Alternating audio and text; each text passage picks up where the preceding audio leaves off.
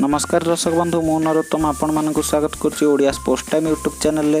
दर्शक बंधु आपण मैंने आईपीएल रे बहुत सारा मैच देखिथिबे एवं बहुत मैच रे बहुत छक्का चौका मध्य माड़ होता है। तो फ्रेंड्स आपण केबे भाबिछंती जे आईपीएल रे सबुठारु अधिक लंबा लंबा छक्का किए मारिछंती।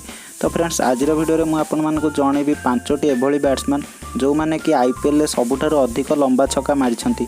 तेबे चलंतु से 5टी बैट्समैन मानकर नाम मध्य जानि नेबा एवं आज रे वीडियोटी को स्टार्ट करनेबा।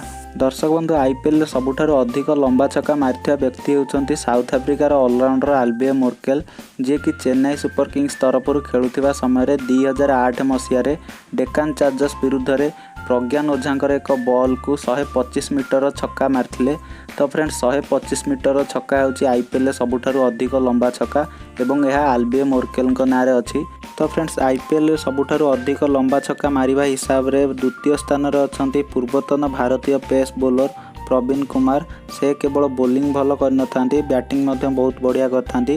फ्रेंड्स प्रवीण कुमार 2008 मसीह रे किंग्स 11 पंजाब पटिया खेलुथिबा समय मुंबई इंडियंस रो लसित मलिंगा को गोटे बहुत बड़ लंबा छक्का मारथिले, जार डिस्टेंस थिला 124 मीटर। तो फ्रेंड्स यही 124 मीटर छक्का होची आईपीएल द्वितीय बृहत्तम लंबा छक्का एवं यह प्रवीण कुमार नारे अछि। फ्रेंड्स आईपीएल सबुठारु बड़ लंबा छक्का मारिथिबा हिसाब रे तृतीय स्थान रे अछंती ऑस्ट्रेलिया रो विकेट कीपर बैट्समैन आदम गिलख्रिस्ट, जे कि 2011 मसीह रे किंग्स 11 पंजाब तरफरु बैटिंग करथिबा समय रॉयल चैलेंजर्स बेंगलोर चार्ल्स लैंजरभल नामक एक बॉलर को 122 मीटर गोटे लंबा छक्का मारिथिले।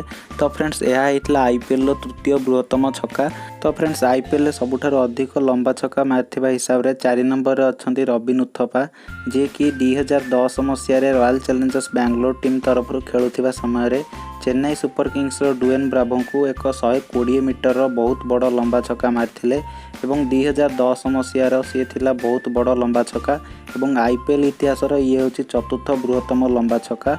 तो फ्रेंड्स एबे चलंतु आलोचना करिया पंचम बृहत्तम लंबा छक्का विषय रे। तो फ्रेंड्स यही पंचम बृहत्तम छक्काटी को मारिथिले न्यूजीलैंड रो बैट्समैन रॉस टेलर, जे कि 2008 मसीह रे रॉयल चैलेंजर्स बेंगलोर टीम तरफरु खेलुथिबा समय तांको निज देशर बॉलर जैकब ओराम को एक 119 मीटर लंबा छक्का मारिथिले एवं यह थिला आईपीएल इतिहासर पंचम बृहत्तम लंबा छक्का। तो फ्रेंड्स ये 5 जण बैट्समैन को मध्य आपण मानकर फेवरेट बैट्समैन किए मते कमेंट बॉक्स रे कमेंट करके बतांतु। जदि आपण मानको ए वीडियोटी भल लागिछि ताले हमर ए वीडियोटी को लाइक शेयर कर दियंतु एवं जदि आपण माने एई भली क्रिकेट न्यूज आगु को जानिबा को चाहउछंती ताले हमर ए चैनल टी को सब्सक्राइब कर दियंतु एवं पाखरे आस्तुवा घंटी चिन्ह को दबेकी ऑल ऊपर क्लिक करंतु, जहाँ द्वारा कि आमर नुआ नुआ वीडियो अपडेट आपण मानकु सर्वप्रथमे मिल पारिबो। तो फ्रेंड्स आज पई मु रहउची जय हिंद जय भारत वंदे मातरम।